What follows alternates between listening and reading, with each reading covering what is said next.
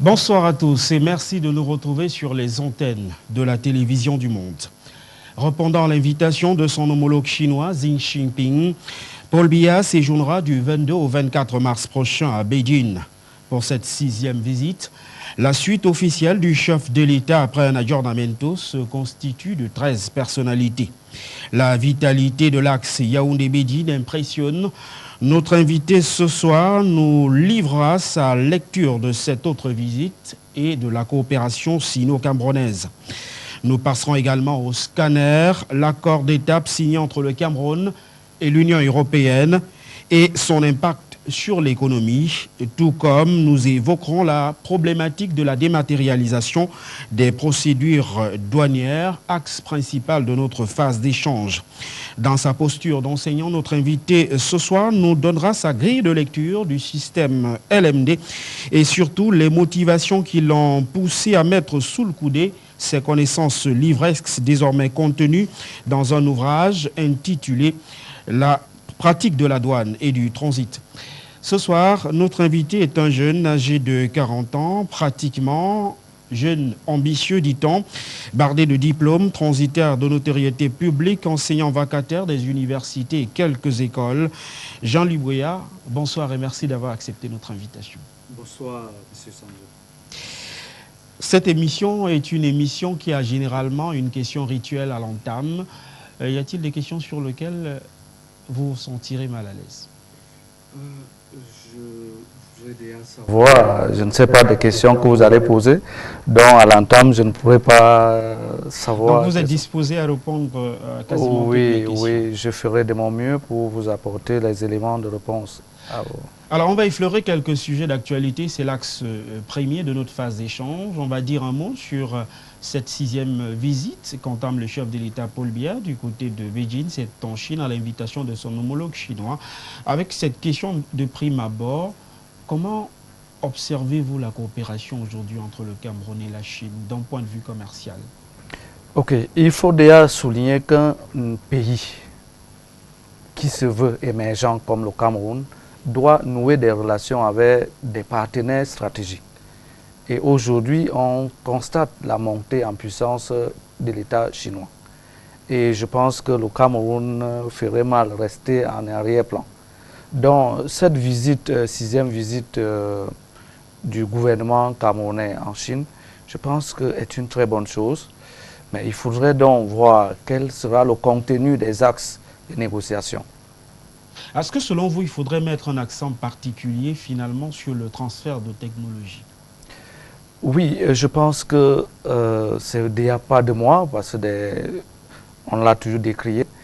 Travailler avec des partenaires, il faut que ça soit une relation où chacun gagne. Et si cette visite, 6e visite, permettait au Cameroun de signer des accords agro-industriels, moi je pense que ça serait quelque chose de bien pour notre pays. Alors, que pensez-vous de ceux qui disent officiellement que cette coopération entre le Cameroun et la Chine est moins bénéfique pour le Cameroun aujourd'hui et plus bénéfique pour la Chine qui inonde pratiquement nos étals avec leurs produits?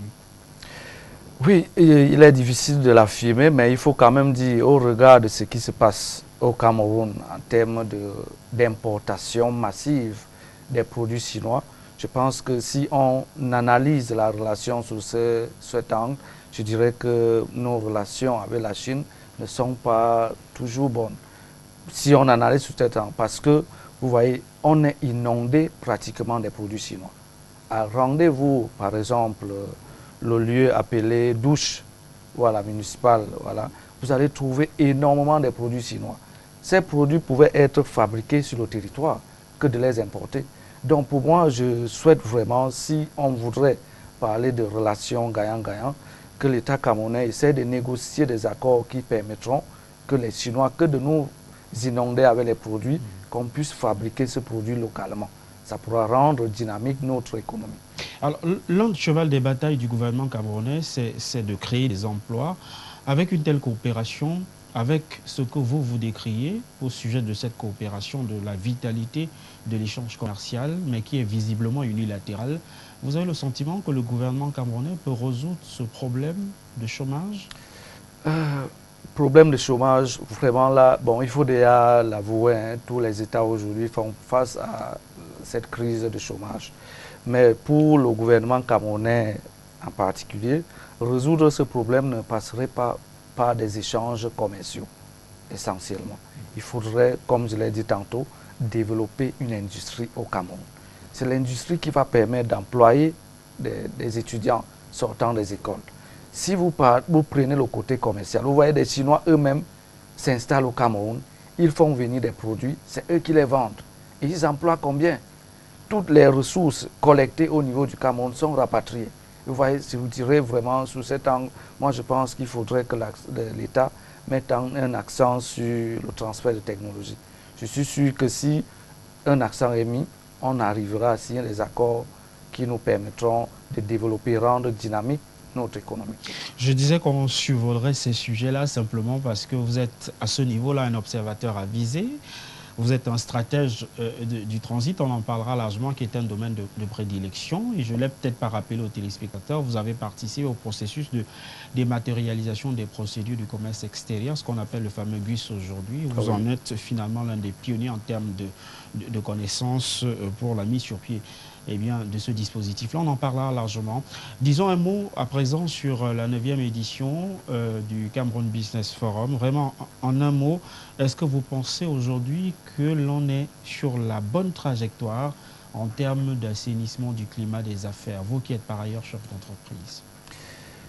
Je dirais l'assainissement du climat des affaires, on peut le voir à travers plusieurs actions.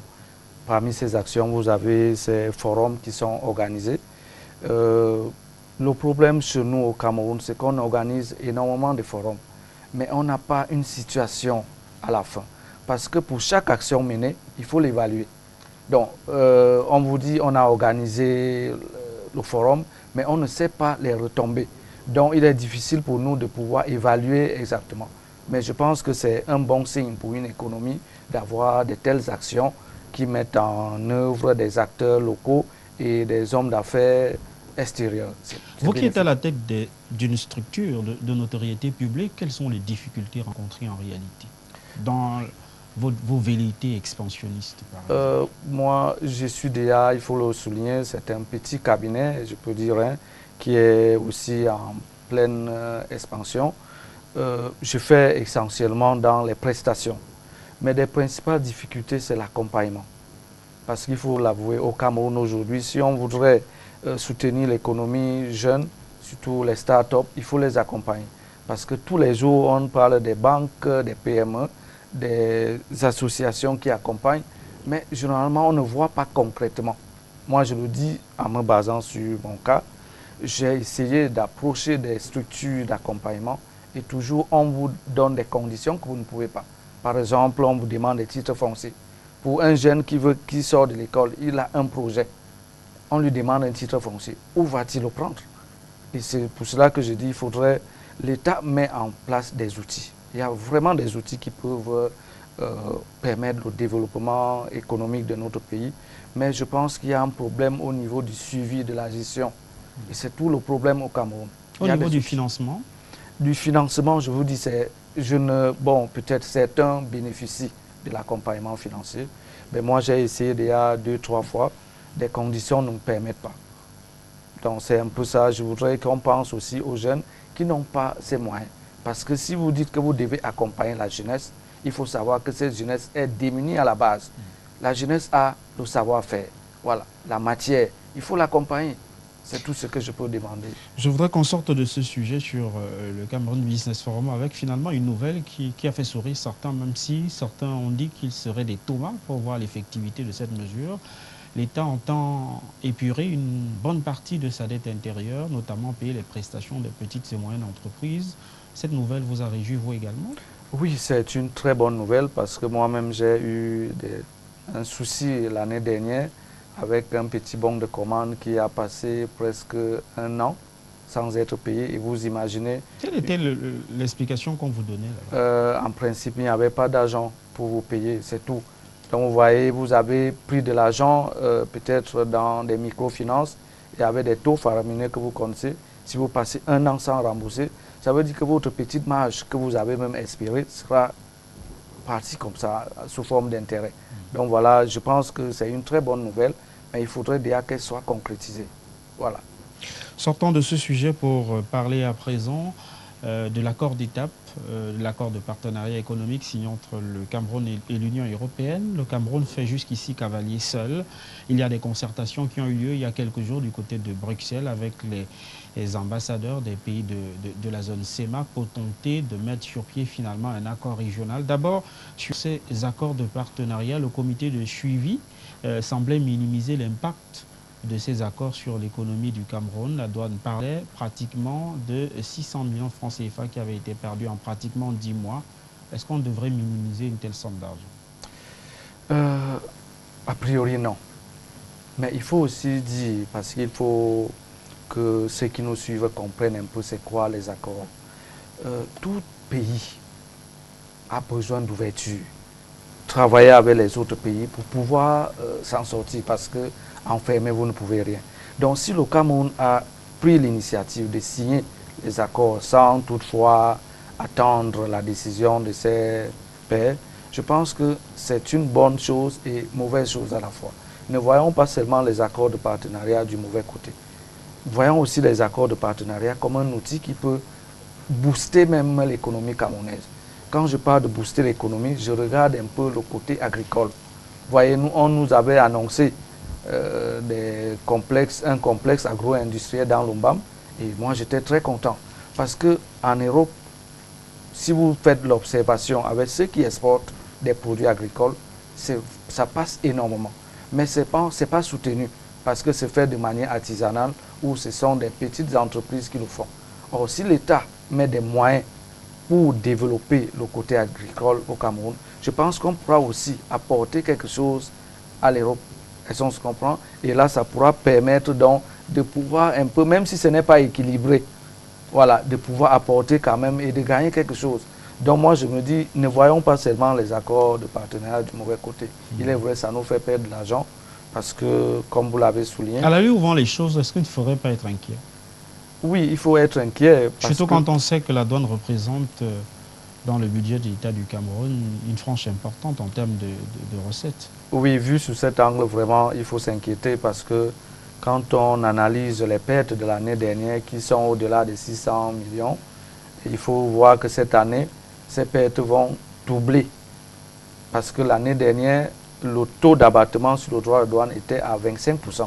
Cette année, il va passer à 50%.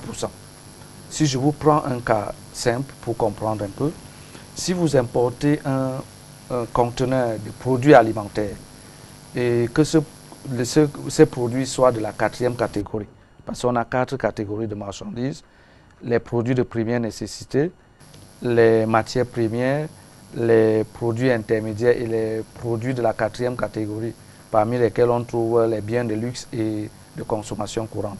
Un bien de consommation courante importé depuis l'Europe est à la 4e catégorie.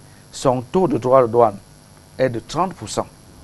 Donc si on fait une simulation avec un conteneur de 10 millions, ça voudrait dire tout simplement que sur ce conteneur de 10 millions importé avant les accords, on payait 3 millions au titre de droit de douane à l'importation. Depuis l'entrée des accords l'année dernière, sur les 3 millions, il fallait faire un abattement de 25%. Et depuis août 2017 jusqu'à ce jour, c'est un abattement de 50%. Vous voyez qu'au lieu de payer 3 millions, pour ce petit conteneur, on paiera 1,5 million. Vous voyez que si on multiplie par des centaines et des milliers de conteneurs qu'on importe, c'est énorme. Mais c'est pour cela que je dis, il faudrait vraiment qu'on essaye de réfléchir et mettre des moyens pour rebondir. Parce que si on ne le fait pas, ça va, puisque au fur et à mesure, comme on les appelle les accords par étapes, ça veut dire qu'on devra d'ici 4 ans arriver à l'annulation. Par exemple, pour ce cas de conteneur, l'annulation pure et simple des 3 millions. Voyez? Et c'est pour cela que le gouvernement aujourd'hui essaye de trouver des autres sources, voilà, telles qu'à l'export, vous avez, je sais que peut-être vous n'êtes pas au courant, avec le cas du bois en grume. Le bois en grume, il y a 4 ans, ne payait que 2% des droits de sortie. Et depuis 4 ans, il y a une augmentation, on peut dire exponentielle, du taux de droit de sortie sur le bois engrais.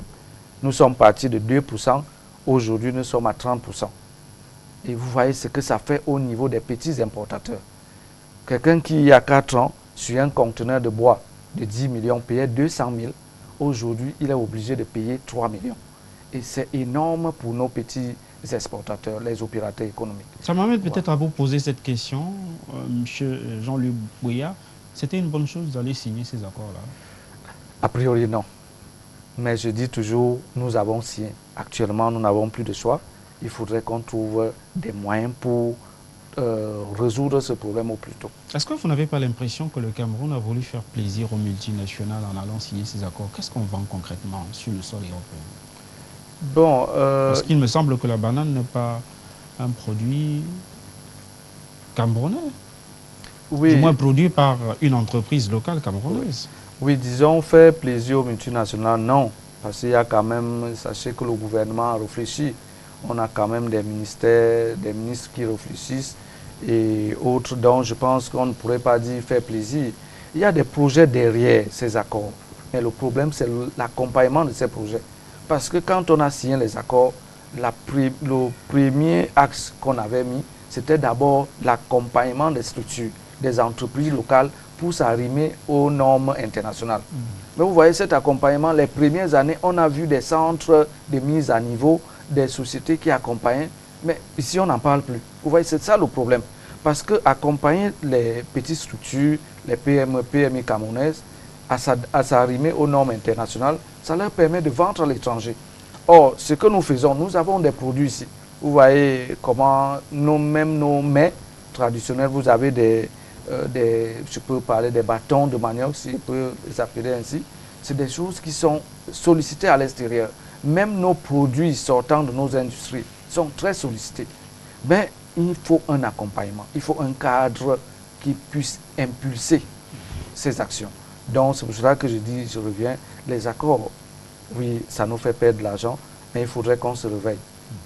Si on ne se réveille pas, c'est là où ça sera un peu très dangereux pour notre économie. Très bien. Vous parliez tout à l'heure de la pression fiscale que subissent les importateurs de grumes, notamment les petites grumes, je crois que c'est cela. Oui. Est-ce que le risque que l'on court avec cette pression-là, ce n'est pas de voir ce type d'entreprise fermer boutique? Oui, effectivement, parce que regardez un petit opérateur économique qui se retrouve avec 3 millions de réduits dans sa marge et peut-être même que le partenaire, s'il essaye de réajuster le prix, peut-être que le partenaire ne va pas trouver cela normal puisque c'est une évolution, on pourrait dire, exponentielle. Donc aujourd'hui, si on fait un peu, je n'ai pas fait cette étude, mais vu mes clients que j'avais à l'export, beaucoup ont décidé de jeter l'éponge parce que c'est très difficile pour eux de supporter cette charge. Donc, et si on voit ce cas, bon, j'espère maintenant qu'au niveau des grandes entreprises qui font dans l'exportation, ces entreprises pourront faire face parce qu'elles ont d'autres mécanismes pour pouvoir gérer. Mais pour les petites structures, c'est très difficile de gérer. Je voudrais qu'on parle un tout petit peu de la douane camerounaise. Je l'ai indiqué en entame de notre programme, c'est une source importante de recettes pour l'État du Cameroun, et ce malgré l'ouverture des frontières due à ces accords de partenariat ou le démantèlement progressif, dit-on, des barrières douanières, puisque ces APE devraient aboutir à une zone de libre-échange d'ici à l'horizon 2023 très exactement. La douane du Cameroun, c'est un secteur que vous semblez bien connaître. Est-ce que vous avez l'impression qu'elle est apte à relever les défis de la modernité? Pour ce qui est de la douane particulièrement, je pense qu'il y a des ressources aptes à faire face à ce genre de situation. Mais le problème n'est pas au niveau de la douane. La douane ne fait que mettre en œuvre ce qui est décidé par le gouvernement. Parce qu'il faut savoir que quand on parle d'augmentation, comme pour le cas du bois, ce n'est pas le directeur des douanes qui décide, c'est le ministère en charge des finances. Et quand on parle de ministère, ça veut dire que c'est l'État qui décide. Voilà, donc au niveau de la douane, je pense que depuis la mise en service du système Sidonia, beaucoup de choses sont faites jusqu'ici. Déjà, au niveau de la gestion des opérations, on n'a plus de soucis. Sinon, peut-être quelques poches qui dégage un peu de lenteur en termes de traitement de dossier, mais d'une manière globale, la douane aujourd'hui, on observe une fluidité dans la gestion des opérations. D'où vient la problématique de l'engorgement du port de Douala? La problématique de l'engorgement du port de Douala, il faut dire, ce n'est pas lié aux questions douanières. Le port de Douala a ses problèmes d'abord qui sont naturels. Parce que le port de Douala, c'est, comme son nom, c'est un port d'estuaire, donc alimenté par le bras de la mer. Et ce qui fait que son cours d'eau est toujours, donc vous voyez, ce bras qui alimente le port est toujours ensablé. Et il faut le draguer régulièrement.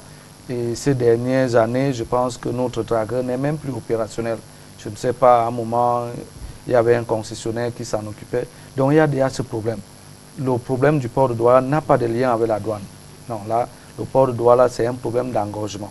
D'engorgement dû au fait que le port ne peut pas accueillir un certain type de navire et ne peut pas aussi recevoir un certain nombre de navires au même moment. On est obligé de faire des programmations et au fur et à mesure qu'on reçoit, vous voyez, s'il y a un flux de navires, ça crée un peu ce temps au niveau des délais de réception. Et ce sont ces délais qui créent généralement des problèmes au niveau des transporteurs qui n'arrivent pas à supporter. Parce qu'il faut savoir que sur le plan international, un transporteur maritime a un circuit. Et à ce circuit, il alloue des dates, des délais de traitement d'opération. Donc imaginez un transporteur qui a prévu passer 2 à 3 jours au port de Douala et qui se retrouve à faire 10 jours, ce n'est pas bien. Parce que ces 10 jours, c'est parce qu'il faut qu'il attende sa programmation pour la mise à quai. C'est ça le problème, ce n'est pas lié à la douane. Et c'est pour cela que, si vous me permettez, je vais embrayer avec peut-être la solution pour le port de Douala, parce que cette histoire commence déjà à faire une mauvaise com pour notre pays. Il faudrait trouver des solutions alternatives. Nous avons le port de Limbe qui peut être utilisé pour certaines marchandises, même s'il ne peut pas accueillir certains navires. C'est le cas aujourd'hui avec le port de Tiko. Le port de Tiko reçoit énormément de marchandises. Et c'est la raison pour laquelle le Conseil national des chargeurs a implanté un magasin pour faciliter la tâche aux opérateurs économiques qui font transiter leurs marchandises par ce port. Donc il y a ces solutions alternatives qu'il faut trouver pour éviter toujours que toutes les marchandises se retrouvent au port de Douala. Et je pense que le lancement en début mars dernier du port de Kribi, voilà, ça va venir vraiment résoudre ce problème. Parce que si au moins on peut réduire le nombre de navires accostant au port de Douala, et pour le port de Kribi, ça va nous aider énormément. Je voudrais qu'on parle des délais justement de passage des marchandises dans cet espace portuaire-là. Ouais. Il est de combien? Et combien de temps peuvent mettre un navire à la bouée de base? Aujourd'hui, les navires, le temps passé à la bouée de base va au-delà de 7 jours. Voilà. Bon, il y a certains navires qui sont... pour un pays comme le Cameroun qui se veut compétitif économiquement, oui, ben c'est là, une catastrophe. Oui, c'est une catastrophe, mais comme je vous ai dit, c'est un problème aussi naturel. On ne peut pas faire... C'est pour ça que je dis qu'il faudrait qu'on réfléchisse aux solutions alternatives. Ça veut dire les ports annexes et le port de Kribi, pouvoir les utiliser et pour essayer de désengorger le port de Douala. Le port de Douala est resté longtemps la principale porte d'entrée du Cameroun. Et vous voyez sa situation. Et on ne peut pas l'étendre parce que vu l'espace réservé, c'est pour cela qu'il faut réfléchir rapidement sur des solutions alternatives. Maintenant, pour ce qui est des délais de passage, généralement, quand on évalue les délais de passage au port, si on intègre, par exemple, ces délais d'attente des navires à la bouée de base, vraiment, on serait au-delà des 20 jours et autres. Mais le délai de traitement au niveau de la douane, je pense qu'il est énormément réduit. Parce qu'avec le guichet unique électronique qui est en service, les opérations aujourd'hui ne traînent plus. Mais il faut quand même avouer que ce problème de délai est dû au fait de certains opérateurs, certains corps de métier qui n'arrivent pas à s'arrimer à la nouvelle donne, ou alors qui ne veulent pas. Parce que ne pas arriver et ne pas vouloir, c'est deux choses. Parce qu'il y a certains qui ne veulent pas s'adapter. S'adapter en ce sens que le guichet unique a mis une plateforme. Il faudrait que tout le monde s'approprie de cette plateforme, que les opérations aillent vite. Mais vous allez trouver, vous irez dans certains services, certaines cellules, vous allez, au lieu d'une opération d'1 heure, on vous prend toute une journée. Et là, ça pose un problème. Une journée pour une opération d'1 heure, vous comprenez que ça va impacter énormément sur les délais. Donc, on a encore des poches de difficultés comme ça qu'il faudrait, je pense qu'avec le temps, on devra résoudre ces problèmes. Je voudrais vous titiller un peu, Jean-Louis Bouya, sur la douane. Vous avez semblé vanter l'efficacité de la douane camerounaise au-delà des réformes que vous avez évoquées. Mais c'est un secteur de métier, encore de métier, qui visiblement a du mal à échapper à la corruption. Comment on comprend cela? Parler de la corruption, c'est partout. Vous savez, ce n'est pas seulement la douane, la corruption au niveau de la douane, c'est dans tous les pays. Donc, et je pense quand même qu'avec le système des objectifs, puisque la douane camerounaise travaille maintenant avec des objectifs. C'est pour cela qu'aujourd'hui, si vous ne pouvez pas valider une déclaration, elle passe une journée. L'inspecteur a l'obligation de liquider cette déclaration. Ça veut dire vous libérer. S'il passe une journée avec une déclaration, il faudrait qu'il déclare c'est pourquoi, la raison qui l'a amené à passer cette journée. Vous voyez que seulement ce mode de fonctionnement a réduit énormément ces manipulations qu'on avait, ça veut dire traîner pour qu'on puisse venir vous voir pour libérer le dossier. Donc c'est pour cela que je dis, sans toutefois dire que tout est rose, mais aujourd'hui quand même, ces poches de corruption ont beaucoup pris un coup en termes de suivi, parce qu'il y a un contrôle très strict au niveau de la douane. Mais on ne peut pas dire que tout est à 100% OK. Ouais. On a des poches de tension dans les régions de l'extrême nord, j'y arrive, à l'est du Cameroun, dans le nord-est et le sud-est du Cameroun. On a signé les accords d'étape avec l'Union européenne dans le cadre de l'accord de partenariat économique. La douane peut-elle relever les défis qui l'attendent en 2018 au regard de cette situation? A priori, non. Je dis sincèrement non, parce qu'il faut savoir que cette situation a engendré d'autres micro-situations qui sont difficiles à gérer. Parce que si je prends seulement le cas du trafic qu'on avait avant ces troubles entre le Cameroun et les deux pays frères que sont le Tchad et la Centrafrique, aujourd'hui ce trafic a drastiquement baissé. Et vous voyez que si on évalue seulement à ce niveau, vous allez comprendre qu'il y a beaucoup, cette situation vraiment qui circule au Cameroun se ressent aussi en douane. Et nos frères, par exemple, du nord-ouest et du sud-ouest, vous savez, ce sont des gars qui importaient énormément.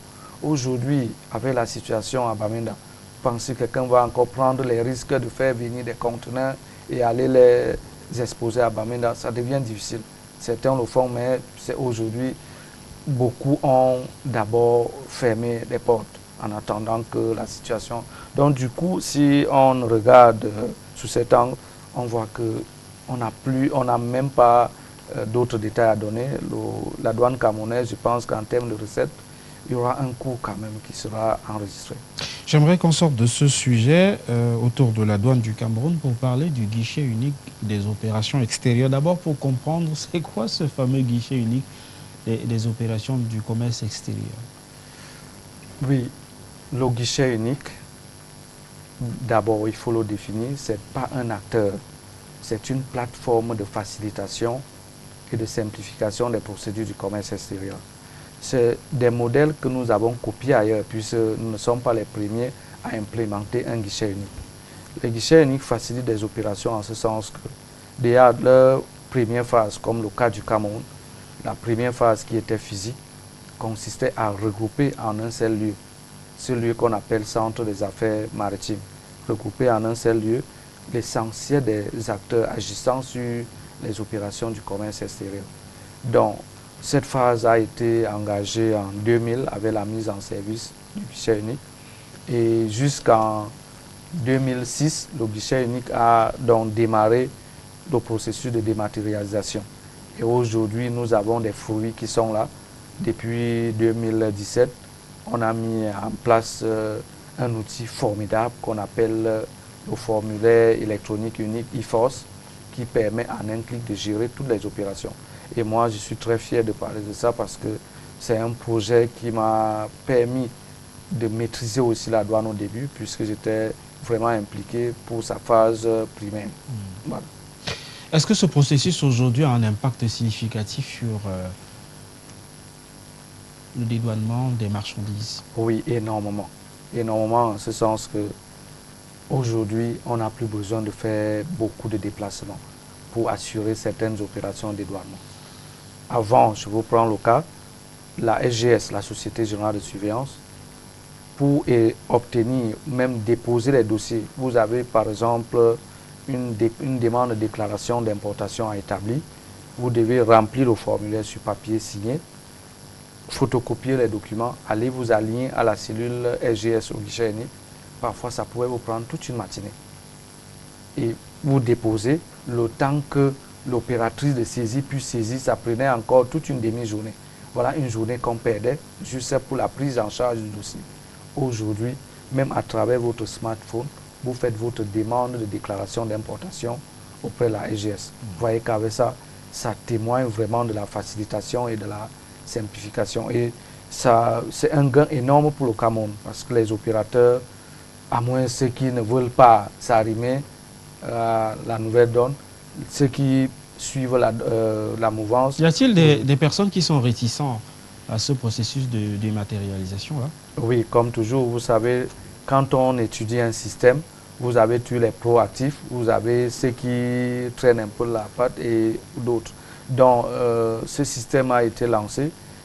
Certains se sont directement engagés à l'intégrer dans leur processus de fonctionnement, mais d'autres, on ne sait pas pourquoi, peut-être pour des raisons particulières, tardent encore à l'implémenter, à l'intégrer dans leur mode de fonctionnement. Et ce qui fait qu'aujourd'hui, il y a encore des endroits où on traîne en termes de traitement. Il est vrai, les formalités sont prises en compte, mais le traitement, le niveau de traitement ne suit pas. Je ne veux pas commencer à citer certains pour peut-être... Donc voilà. Jean-Luc Bouya, sur une échelle de 1 à 10, s'il vous arrivait de donner une note du niveau de corruption au sein de ce service-là, ainsi que celui de la douane aujourd'hui, vous diriez combien? Le guichet unique, on ne saurait parler de corruption. Là, il faut l'annuler parce que c'est un système informatique qui ne fonctionne que à 1 ou 0. Voilà. Mais au niveau de la douane, je dirais, si on prend l'échelle de 1 à 10, aujourd'hui, nous sommes peut-être à 2%. Hein, 2. Donc, je peux dire à 2 parce que, bon, sans toutefois jeter des fleurs, ce sont mes amis, on travaille ensemble, mais je l'évalue par rapport à mes dossiers. Moi, quand je traite des dossiers, il faut savoir aussi, parce que ce qui encourage même la corruption en douane, c'est même nous, les opérateurs. Parce qu'il faut le souligner, c'est vraiment nous, les opérateurs. Qu'est-ce que vous faites? Voilà. Voilà, je me mets à la place d'un importateur. Il sait ce qu'il faut pour importer au Cameroun. Il faut faire sa déclaration d'importation. Il faudrait transmettre les dossiers à la SGS pour avoir l'évaluation de la marchandise. Mais il ne le fait pas parce qu'il voudrait passer par d'autres moyens, soit pour réduire la valeur et autres. Donc, et maintenant, arrivé en douane, les inspecteurs ont tous les outils, aujourd'hui, avec l'informatisation, de savoir que cette valeur est fausse. Vous voyez? Et donc, l'importateur s'amène devant l'inspecteur. L'inspecteur détecte le problème. Et c'est à lui, au lieu même de discuter, ou alors appeler son expert pour pouvoir voir ce qu'il y a, qu'est-ce qui ne va pas. Directement, il commence à faire des propositions à l'inspecteur. S'il te plaît, est-ce que tu peux voir ce que tu peux faire? Voilà, et l'homme, vous savez, il y a toujours des flexibilités. Et voilà, il va se laisser aller. Et voilà que la corruption va naître. Voilà des choses. Donc moi, je dis, les importateurs doivent apprendre à faire leur travail. D'abord, parce que si votre dossier est clairement géré, un inspecteur ne peut pas vous déranger. Puisque s'il vous dérange, vous pouvez aller voir le chef, son chef, et lui dire, voilà ce qui est. Donc c'est nous-mêmes les opérateurs économiques, ça veut dire les importateurs, les exportateurs, qui encourageons... Vous semblez dédouaner les inspecteurs, mais il se trouve que par le passé, ils semblaient bien vivre de ce type de magouille. Oui, ils semblaient bien vivre, mais les mesures sont mises sur pied pour traquer ceux qui continuent. Parce qu'il faut le savoir, vraiment ceux qui sont toujours dans ce genre d'activité. Est-ce que des mesures ont été prises aussi pour permettre à ces personnes-là de vivre décemment de leur rémunération?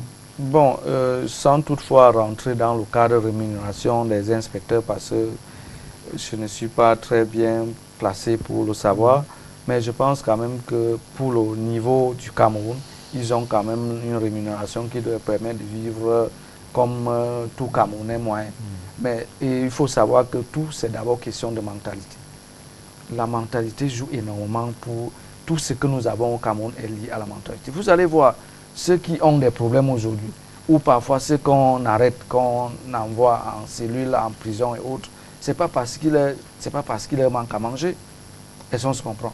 Mais c'est parce que parfois on veut aller au-delà, parfois même pour rien. Vous voyez des gens qui amassent des fonds qui ne servent même à rien pratiquement. Donc c'est pour ça que je dis que c'est un problème de mentalité. Donc quelqu'un peut vivre, si l'État a trouvé qu'un inspecteur peut vivre avec peut-être 200 000 ou 300 000, moi je pense que c'est suffisant. Vous avez l'impression que c'est suffisant? On peut vivre avec? Oui, je pense que sans toutefois m'étendre sur avec le coût de la vie? Le coût de la vie, c'est chacun qui accroche son sac là, oui. C'est ça le problème. Parce qu'au Cameroun, on essaie d'aller au-delà. Vous pensez que ceux qui sont dehors là, il y a beaucoup qui travaillent, même au sein des multinationales, qui ne gagnent même pas 200 000. Mais vous les voyez bien mis, ils se portent bien, ils ont des familles et autres. Mais juste parce que chacun essaie de vivre à son niveau. Et aussi ce problème, vous voyez cette histoire de corruption, c'est beaucoup plus la tranche des jeunes. Parce que je ne sais pas, peut-être il faut aller vite. Vous voyez quelqu'un qui... Bon, je ne sais pas, mais c'est pour cela que je dis, c'est une question de mentalité. Je pense qu'il faudrait que... C'est aussi un des pans sur lequel il faudrait vraiment s'étendre au niveau de la formation même de base, tout ce qui est fait comme enseignement. Voilà. Jean-Luc Bouya, vous connaissez un seul inspecteur de douane aujourd'hui qui n'a pas un duplex? Un seul inspecteur qui n'a pas un duplex. Ou qui ne roule pas carrosse? Oui, je ne peux pas les citer, mais je sais que j'ai des amis qui sont en location, qui sont inspecteurs et qui sont en location. Très bien. Je voudrais qu'on sorte de ce sujet et je voudrais justement que vous adoptiez la posture d'enseignant, parce que je voudrais qu'on parle d'un système qui fait aujourd'hui couler pas mal d'encre et de salive. Il s'agit du fameux système LMD. D'abord, c'est quoi le système LMD concrètement? Ok. Comme d'abord, le cycle, c'est licence, master et doctorat. Voilà. LMD, c'est un système qui est beaucoup plus attaché au côté professionnel. Je pense que c'est vraiment, quand on avait intégré ce système au Cameroun, nous autres, on était très contents. Parce que moi, particulièrement, j'ai fait le système universitaire, l'université même. J'ai fait 2 ans à l'université. Ce que j'ai vécu là-bas, c'était terrible en termes d'enseignement. Vraiment, c'était vraiment terrible. Donc, quand on avait annoncé ce système LMD, j'étais très content pour ceux qui étaient derrière moi, donc mes cadets. Parce que ce système permet d'allier des formations théoriques à la pratique. Ça veut dire qu'il faut travailler main dans la main avec les structures, donc les entreprises, de telle sorte qu'un enfant sortant de l'école, de l'université, soit apte à gérer un poste en entreprise directement, ce qui n'était pas le cas avant. Mais aujourd'hui, quand j'essaie d'analyser un peu ce qui se passe, je me rends compte qu'on a peut-être mis en place le système, mais le suivi n'y est pas. Parce que si vous partez dans les universités, c'est bien écrit la LMD, mais on ne voit pas des professionnels qui viennent accompagner des enseignements, pas des séminaires et autres. Donc c'est un système de façade.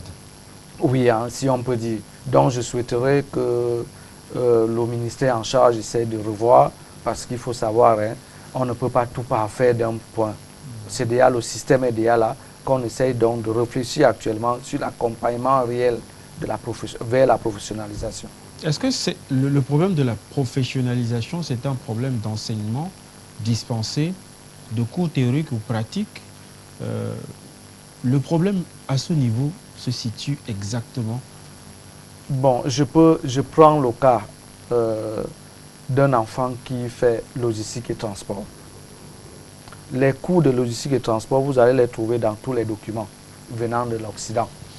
On vous présente là-bas, c'est quoi les différents modes de transport, les techniques en transport, tout ce qui va avec l'organisation logistique. C'est bien beau. Mais nous, les enfants ont ce problème qui est axé sur la maîtrise de ce qui se passe en entreprise. Si vous prenez le cas d'un mode de transport qui est le transport maritime, les cours sont très bien faits, l'enfant connaît toutes les techniques, mais présentez-lui les documents qui sont utilisés en entreprise, par exemple le connaissement. Il y a certains qui arrivent en licence, ils ne connaissent même pas c'est quoi le connaissement.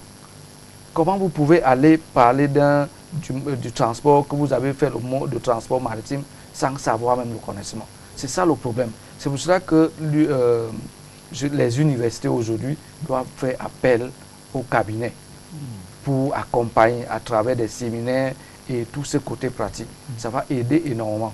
Parce que les jeunes même, je me dis, avec le système LMD, les jeunes sortiront des écoles. Si c'est vraiment suivi, un jeune, s'il ne trouve pas l'emploi, va créer l'emploi lui-même. Donc il va s'auto-employer. Puisque vous avez parlé tout à l'heure d'un problème de moyens qui est finalement le problème qui empêche l'épanouissement des jeunes aujourd'hui, malgré la créativité de certains.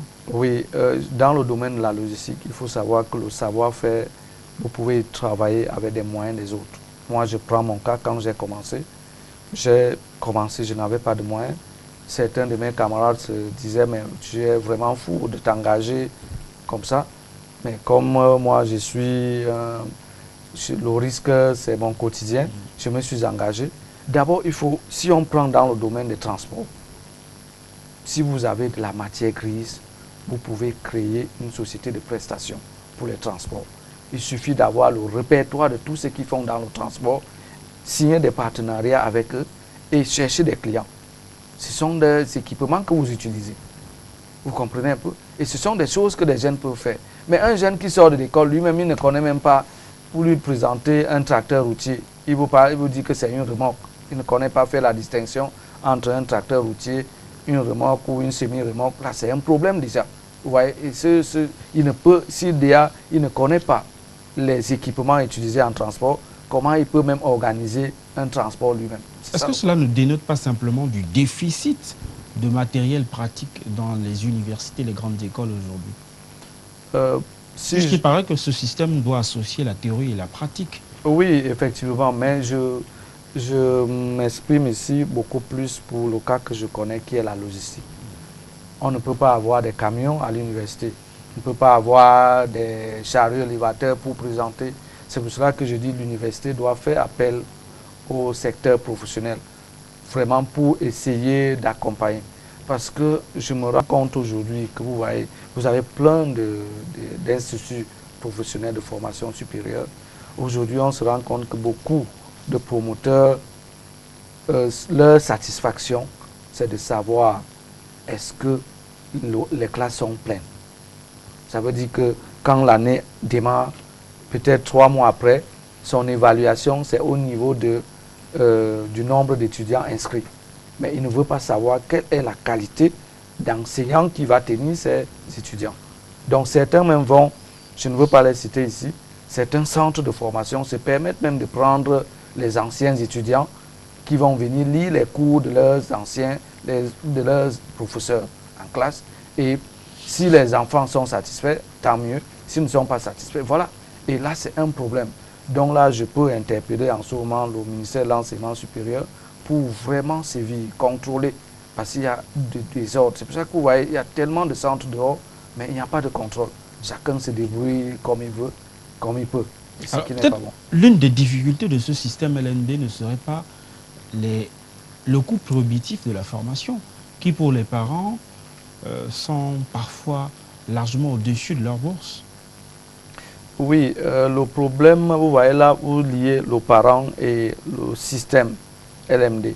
Le parent, il faut déjà, parce que les parents font énormément d'efforts. Allez dans des IPES, vous allez trouver des salles où il y a des 60, 70 et plein de salles comme ça avec des étudiants. Ça veut dire que les parents se sacrifient pour envoyer leur progéniture à l'école. Mais moi, je dis aussi qu'il faudrait que les centres de formation fassent aussi des mêmes sacrifices pour que les enfants qui sont formés sortent avec des têtes pleines pour pouvoir aussi trouver des emplois.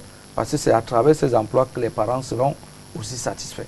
Un parent qui débourse, je peux dire, pour les 2 années de formation en BTS, se retrouve à débourser 1 million pour les 2 et que l'enfant sorte se retrouve encore à discuter des bouts de pain à la maison avec ses petits frères. Vous voyez ce que ça peut faire pour le parent. Donc c'est pour cela que je dis, le parent fait déjà ses efforts. Parce qu'il faut l'avouer, le parent fait des efforts à envoyer l'enfant à l'école. Pourquoi le coût de la formation est si cher? Non, le coût de la formation, il ne faut pas aussi dire qu'il est cher. Hein. La formation n'est pas chère, surtout si elle doit être de qualité. Parce que si vous voyez certains centres... Est-ce qu'on a tenu compte du contexte dans lequel on vit, Jean-Louis Bouya? Oui, le contexte... C'est que la vie est dure au Cameroun. Oui, la vie est dure au Cameroun, certes. Comment on fait pour former des têtes pleines, des personnalités compétentes, avec très peu de moyens? Oui, moi, ce que je peux déjà dire, comme je l'ai toujours décrié, pour moi, il est inadmissible, je le dis clairement. Et même si un parent vient me voir, je lui ai encore dit, il est inadmissible qu'on envoie un enfant qui a un bac à 16 ans, 18 ans, dans une école professionnelle. Parce que cet enfant va avoir son BTS à 20 ans, 21 ans, il ne peut rien. Surtout que beaucoup sont dans Comment les... ça? Je vous dis, plus un enfant, prenez le cas d'un enfant... S'il a eu son baccalauréat à 16 ans, il va traîner pendant 2 ans au quartier, c'est ça? Non, ce que je voudrais plutôt dire, que d'envoyer les enfants, je prends l'exemple sur moi. J'ai passé 2 ans à l'université. Je ne sais pas si j'ai validé 4 matières en 2 ans, parce qu'il faut être clair. Mais ce que j'ai gagné à l'université, c'était l'endurance. Parce que moi, je suis passé à l'université à la période où on parlait des poulaillers, où on faisait des cours de TD déshabillés. Ça veut dire que même l'enseignant il enlevait son... Si vous comprenez. Mais je suis sorti de ce système malgré le fait que je n'avais pas validé grand-chose comme UV, mais très fort. Et quand je suis entré à l'ESSEC, j'étais major de ma promotion. Parce que ce que j'avais vécu là-bas, arrivé à l'ESSEC, pour moi, c'était vraiment le paradis. Vous comprenez? Et je dis donc, moi, je conseille aux parents d'envoyer des enfants faire un tour à l'université. L'université est capitale pour le développement même de l'enfant. Parce que c'est là où il va vivre tout ce qui est compliqué et il va grandir. Un enfant qui a le bac à 16 ans, il entre dans une école professionnelle, il a son BTS. Vraiment, cet enfant n'est même pas encore mature. Et généralement, les chefs d'entreprise ont peur de ce genre d'enfants parce qu'ils ne peuvent pas gérer un certain nombre de stress, un niveau de stress, et ça, on se comprend. La pression en entreprise ne peut pas. Et du coup, cet enfant est obligé, donc, après le BTS, aller à 20 ans en licence, 21 ans, Master 1, 22 ans, Master 2. Et un CV avec Master 2, sans travail, là, c'est l'échec pour cet enfant. Parce qu'en Master, il doit déjà être cadre. Il sera cadre sans même avoir occupé le poste de technicien. Et ça, on se comprend. Et c'est ça le problème aujourd'hui avec l'emploi. C'est pour cela que moi, je conseille toujours aux enfants, après leur BTS, ils peuvent encore peut-être aller au niveau licence. Niveau licence, ils doivent se battre pour trouver quelque chose à faire. Au moins, même si on leur paye ne serait-ce que le transport, c'est déjà beaucoup. Parce que cette expérience qu'ils gagnent sera très capitale pour le futur. Est-ce que ce système LMD aujourd'hui n'est pas un système qui concerne une certaine classe sociale? Non, moi je pense que le système déjà qu'il intègre... Vous pensez que c'est tous les Camerounais qui peuvent se permettre d'aller débourser des faramineuses sommes d'argent en centaines de mille pour la formation de leur progéniture? Non, moi c'est pour ça que je vous ai dit, je pense que le système est ouvert à tout Camerounais. Maintenant, chacun doit pouvoir accrocher son sac là où il peut. Je reviens toujours ça. Parce que aujourd'hui, la tendance voudrait que l'enfant aille faire une école professionnelle où on paye 300 000, 400 000, 500 000. Mais quand le parent se sacrifie à payer pendant 2-3 ans et l'enfant se retrouve au quartier, c'est une catastrophe. Vous allez voir des AVC à gauche, à droite, parce que les parents, à un moment, ne peuvent pas dire « Mon fils, ce que tu demandes là, je ne peux pas ». Mais il est obligé de se sacrifier. Vraiment, c'est pour cela qu'à la base, il faudrait qu'on redonne à l'université sa place. L'université est très capitale pour la formation de base. Parce que ces enfants, je reviens toujours, ces enfants qui sortent, qui ont les BTS à 16 ans, 18 ans, c'est une perte s'ils ne passent pas par l'université. Et c'est pour cela qu'ils se retrouvent, ils n'ont pas d'emploi, d'ailleurs que l'emploi est très difficile, ils vont donc enchaîner ces diplômes et ils vont se retrouver avec des CV académiques. Et un CV académique, ça ne passe pas en entreprise. Est-ce que le système LMD, de votre point de vue, est aujourd'hui une garantie pour pouvoir avoir accès à un emploi au Cameroun? Je vous pose cette question simplement parce que je vois souvent les critères lorsque l'on lance les demandes d'emploi. Il y a toujours un élément qui est visiblement celui qui semble éliminer près de la moitié des candidats. On demande une expérience de 3 ans, de 4 ans, parfois de 5 ans, selon le niveau qui est recherché par l'entreprise. Ça vous paraît cohérent dans un pays comme le Cameroun, Oui, où on veut des jeunes professionnels et en même temps on leur demande d'avoir de l'expérience? oui, il faut dire que l'entreprise se crée pour générer des bénéfices. Une entreprise ne se crée pas pour gérer le social. Et si une entreprise recrute juste pour faire plaisir, ça ne serait pas bien.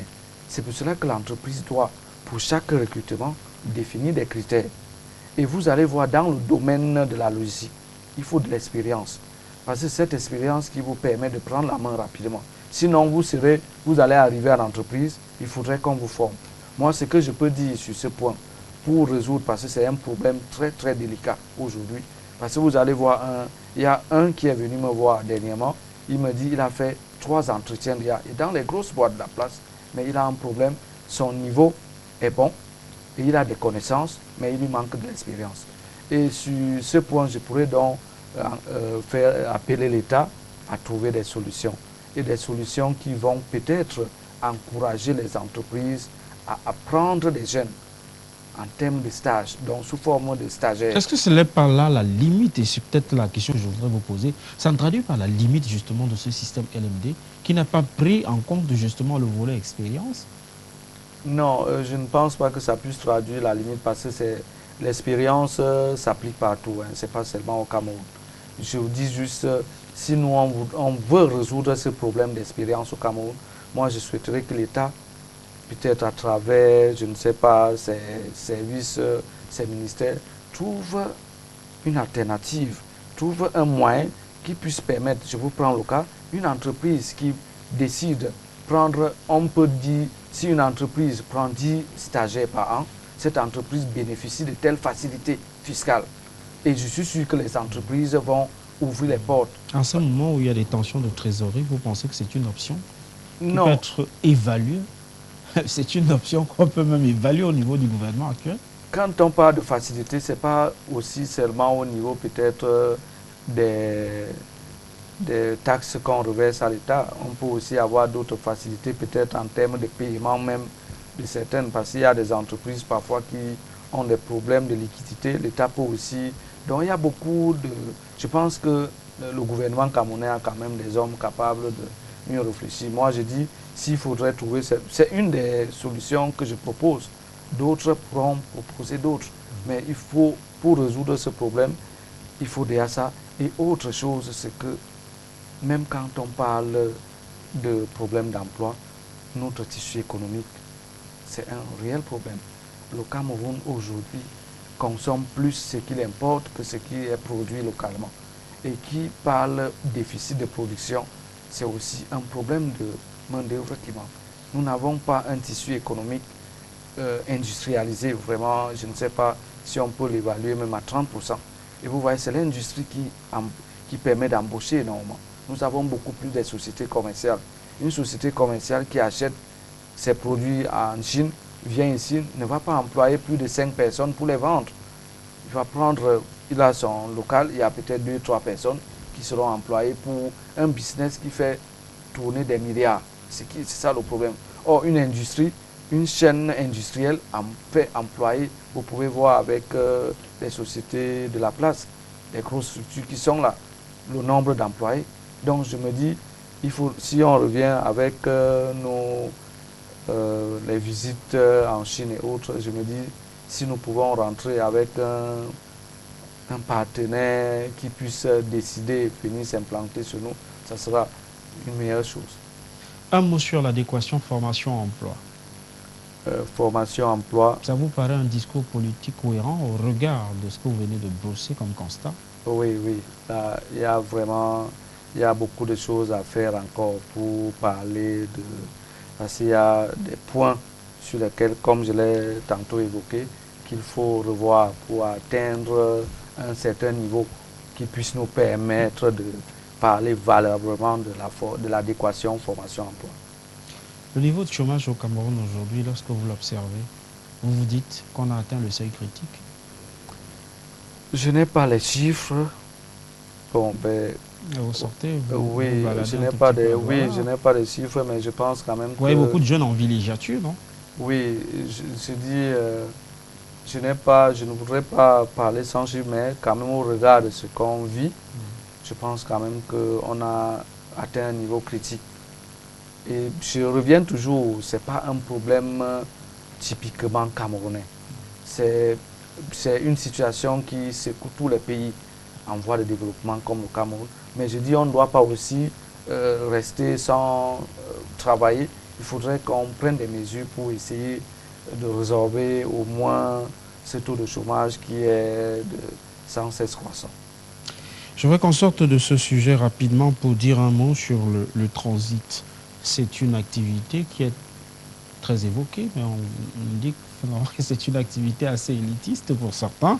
C'est déjà quoi cette activité concrètement? Bon, quand on parle du transit, je pense que généralement il y a beaucoup de confusion. Voilà. Parce que le transit, c'est toutes les opérations permettant soit d'assurer les transactions entre modes de transport, soit assurer la sortie ou l'entrée des marchandises sur un territoire douanier comme le Cameroun. Donc maintenant, ceux qui travaillent, il y a les transitaires et il y a aussi des commissionnaires agréés en douane. Parce que ces deux groupes de corps ces corps de métier ont des obligations très distinctes. Un transitaire, lui, c'est un coursier, un mandataire qui ne fait que ce que son client lui demande de faire. Donc il travaille sous les ordres de son mandat. C'est pour cela que lui, si je vous prends le cas, je travaille comme mandataire, vous avez votre véhicule à dédouaner. Si je vous dis, on demande en douane de payer 2 millions, vous me dites, attendez, le jour que vous allez décider de payer, je veux aller aussi payer. Et là, je travaille comme transitaire, donc je travaille sous vos ordres. Voilà. Par contre, nous avons un autre corps de métier qui est le métier de commissionnaire agréé en douane. Donc, commissionnaire en douane agréé. Là, ceux-là sont agréés par les services, l'administration des douanes, pour pouvoir accomplir pour autrui des formalités de dédouanement. C'est eux qui établissent les déclarations en douane, les fonds vérifiés et liquidés, permettent le paiement des droits et taxes et l'obtention de tous les visas nécessaires auprès des services des douanes. Mais quand on voit sur le plan logistique, un transitaire peut jouer les deux rôles. Il suffit juste de faire demande d'être agréé par les services des douanes. Parce que le commissionnaire en douane agréé, lui, il agit beaucoup plus sur la déclaration. Et il est payé à travers ce qu'on appelle les honoraires d'agréé en douane. Or, les opérations de transit qui sont accomplies par un transitaire donnent lieu au paiement des prestations qu'on appelle des commissions de transit. C'est pour cela qu'aujourd'hui, certaines entreprises au Cameroun sont en train de développer ce côté. Ça veut dire qu'à l'interne, elles ont des responsables qui pilotent des opérations de transit. Ça veut dire aller faire des opérations d'enlèvement, d'embarquement. Mais au niveau de la déclaration, on confie cette tranche d'opération au commissionnaire en douane agréé. Et ça permet de réduire les charges parce que quand vous confiez tout au commissionnaire en douane agréé, au transitaire, parfois des coûts sont... Donc le transit, c'est toutes ces opérations qui permettent de recevoir ou de faire sortir des marchandises d'un territoire douanier et autres. Donc voilà. D'où sort-il qu'il y ait des rapports corsés entre ces trois corps de métier que vous venez de citer?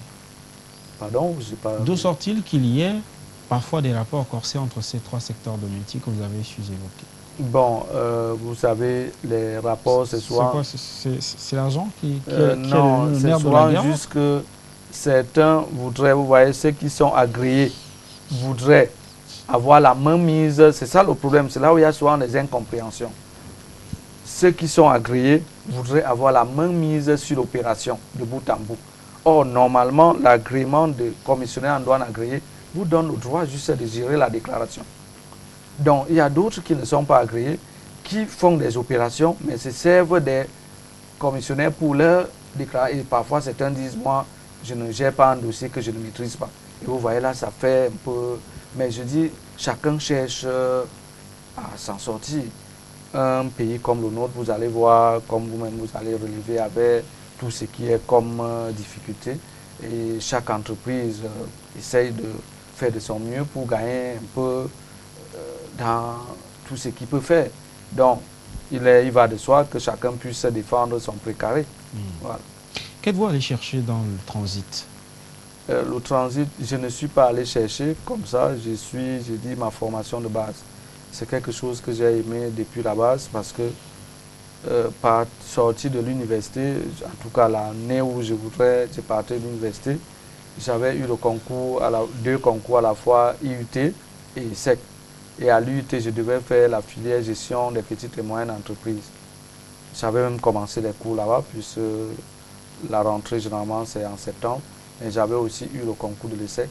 Et là, j'étais parti à l'ISEC parce que je voulais faire le commerce international et tout ce qui est transport et logistique. Et c'est cette filière que j'ai faite à l'ISEC. Donc, depuis même déjà ma formation de base, j'ai appris cette technique de transit. Et mon passage aussi au guichet unique m'a permis de découvrir que c'était un domaine vraiment porteur où on faisait, qui avait besoin du savoir-faire. Voilà. Et voilà, je me suis mis au travail et aujourd'hui, je pense que vous avez quelques petits résultats. J'aimerais parler d'un des résultats finalement. Vous vous êtes mis à l'écriture. Vous avez publié un ouvrage récemment qui a d'ailleurs été dédicacé sur la pratique de la douane et du transit. D'abord, je voudrais que l'on revienne sur les motivations. Est-ce que dans ce secteur-là, dans ces secteurs-là, parce que j'en ai cité deux, il y avait urgence à publier un ouvrage? Est-ce qu'il y avait un manque qui se faisait ressentir? Il faut déjà dire, pas seulement au niveau de la douane, au Cameroun, il y a urgence presque dans tous les domaines, surtout de la logistique. Jusqu'ici, nous utilisons essentiellement les documents venant de l'Occident. Vous voyez, vous allez trouver aujourd'hui des centres de formation, vous parlez de supply chain management. On est au Cameroun. Si nous prenons 100 entreprises, moins de 10 ont un système logistique. Donc la logistique même de base, mettre une organisation logistique. Mais on parle de supply chain. Vous voyez, c'est pour ça que les enfants parfois sont désemparés. Parce qu'on leur parle on leur donne des enseignements qui ne sont pas adaptés au contexte. Donc c'est pour ça que moi je dis, tous ceux qui nous suivent, des aînés et autres, qui font dans divers domaines, si chacun peut apporter sa contribution, parce que c'est très important pour un étudiant d'avoir un support qui prend des exemples tirés du contexte dans lequel il vit. Vous ne pouvez pas parler de la douane. Moi, j'ai fait des cours de base en douane avec les livres français. Est-ce que le dédouanement en France peut être le même qu'au Cameroun? Non. Et c'est pour cela que, avec ma position d'enseignant, je dis, j'apporte aussi une petite contribution. Peut-être elle pourra aussi susciter beaucoup d'encouragement pour d'autres de le faire dans leur domaine respectif. Donc voilà un peu mes motivations sont allées du fait qu'il faudrait aussi apporter ma contribution pour accompagner l'enseignement, l'opérateur économique camerounais dans ses activités. Alors visiblement, au sein du secteur des douanes et des transits, votre ouvrage n'a pas fait beaucoup d'émules. Au sein de la douane. Vous avez le sentiment que l'on a accueilli ici oui, il faut déjà... Oui, à bras ouverts, ou alors des gens se sont dit, attention, il veut s'ériger en pédagogue alors que nous sommes des opérateurs de terrain? Oui, il faut le souligner.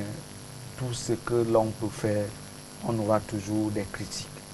Et c'est la façon d'appréhender tout qui est important. Moi, je dis qu'il y ait des critiques, c'est bien pour moi. Parce que critiquer, forcément, ne veut pas dire que c'est mauvais. Parfois, il y a des gens qui sont écrits, qui vont critiquer, juste parce que, voilà. Donc, cet ouvrage, je ne peux pas dire que c'est déjà un outil qui va résoudre tous les problèmes. Je pense que si le directeur des douanes a validé ce projet et a décidé de l'accompagner, puisque l'ouvrage est préfacé par le directeur général des douanes camerounais, M. Fangot, s'il a décidé, et ses collaborateurs, que sont les responsables des bureaux de douane, ont travaillé sur cet ouvrage. Certains m'ont même demandé de continuer parce qu'il faudrait finaliser les transactions sur le corridor jusqu'à N'Djamena et à Bangui. Ça veut dire qu'il y a un besoin. Et aujourd'hui, vous avez dans les enseignements, on a ouvert une nouvelle filière qu'on appelle douane et transit. Cette filière, si vous parcourez le sommet de cet ouvrage, vous allez voir que toutes les formations pratiques, dont les formations de base dans la filière douane et transit, sont consignées dans cet ouvrage. Donc cet ouvrage va permettre l'harmonisation des enseignements, parce qu'il y avait une disparité entre les cours qu'on faisait à Douala, Yaoundé et autres. Avec le support, l'enseignant pourra aussi, puisque même mes confrères doivent utiliser ce support pour faire des cours, les étudiants devront utiliser le support pour leurs enseignements. Donc voilà autant de choses. Je ne voudrais pas m'attarder pour ceux qui peuvent penser que l'ouvrage n'est pas utile, parce que si je commence à m'attarder, ça veut dire que moi-même, je ne comprends pas là où je suis en train d'aller. On va sortir définitivement de notre phase d'échange ce soir.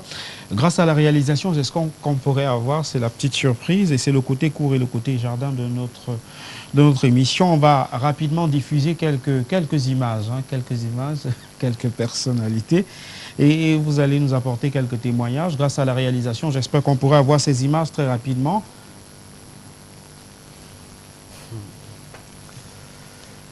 Oui, comme je l'appelle toujours, c'est le tonton.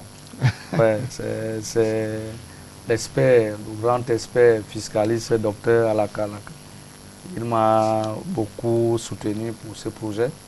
Voilà, parce que vous savez, quand vous voulez intégrer un domaine, il faut toujours vous accrocher aux aînés. Puisque moi, je ne suis rien dans le domaine de l'écriture, ça, ce sont des pairs du domaine. Vous l'appelez aussi le très haut, comme certains étudiants l'appellent? Oui, je sais que c'est... moi, c'est mon tonton, c'est pas le très haut. Moi, c'est tonton, voilà. La prochaine image. Oui, là, c'est le DG du CNCC. Il faut dire qu'on n'a pas beaucoup de rapports. Peut-être quand j'étais au guichet unique, on a eu peut-être à se côtoyer dans les différents travaux, ateliers qu'on faisait. Mais depuis un certain moment, on est un peu... Je pense que ce sont des aînés du domaine. J'ai cherché à le rencontrer dernièrement, il n'était pas dispo. Je vois encore, comme vous me rappelez encore fraîchement, je pense que je vais encore me rapprocher parce que le CNCC qui est en charge de la gestion de tout ce qui est transactions maritimes au Cameroun et accompagnement des chargeurs. Donc, la prochaine image.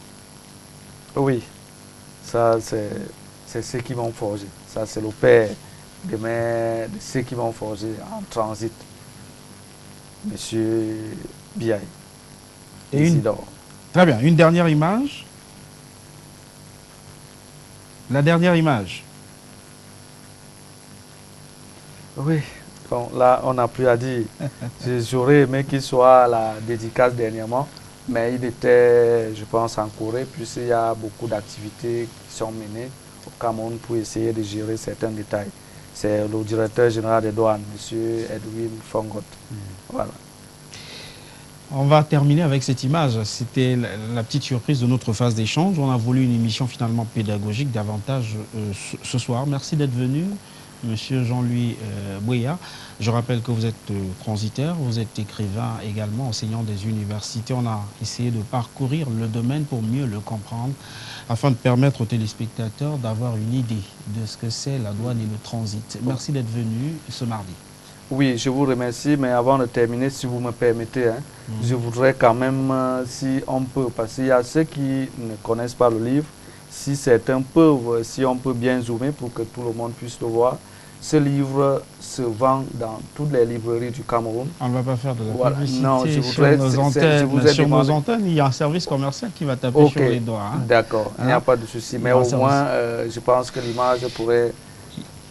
Merci d'être venu ce mardi dans le cadre de cette livraison d'un fauteuil pour vous. J'aurai certainement le privilège de vous retrouver dans le cadre de quelques émissions axées davantage, notamment sur des questions d'ordre technique, puisque c'est un domaine que vous semblez maîtriser. Merci de nous avoir accordé votre attention ce mardi sur les antennes de la télévision du monde. Nos programmes se poursuivent. Bonne soirée à toutes et à tous. Au revoir.